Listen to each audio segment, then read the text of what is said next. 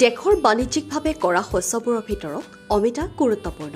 অমিতাৰ এটা অন্যতম জাত হৈছে স্বপ্না F1।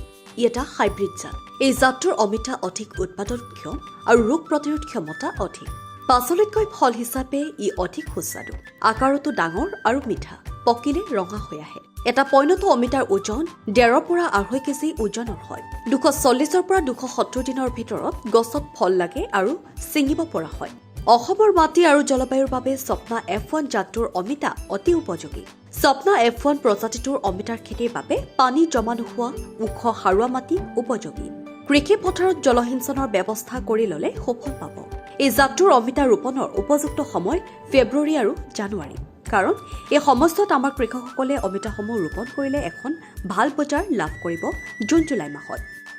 যিহেতু এই জাতটোৰ অমিতা 6 পৰা 7 মাহৰ ভিতৰত লাগে, জুন-জুলাইৰ পৰা অসমত এখন ভাল অমিতাৰ বজাৰ সৃষ্টি হয়। অৱশ্যে আমাৰ কৃষকসকলে যিকোনো সময়তে এই জাতটোৰ অমিতাৰ খেতি কৰিব পাৰে। এই জাতটোৰ অমিতা বীজ পাবৰ বাবে আপোনালোকে ওচৰৰ বিশ্বাসযোগ্য বীজ ভাণ্ডাৰৰ পৰা বীজ সংগ্ৰহ কৰিব, নাইবা অনলাইন যোগেও আপোনালোকে বীজ সংগ্ৰহ কৰিব পাৰিব। বীজ ক্ৰয় কৰাৰ আগতে 2-এজন অভিজ্ঞ ব্যক্তিৰ লগত এই সন্দৰ্ভত কথা পাতিব। নিউজ এক্স ৰিপৰ্ট, অংকুৰিত অসম।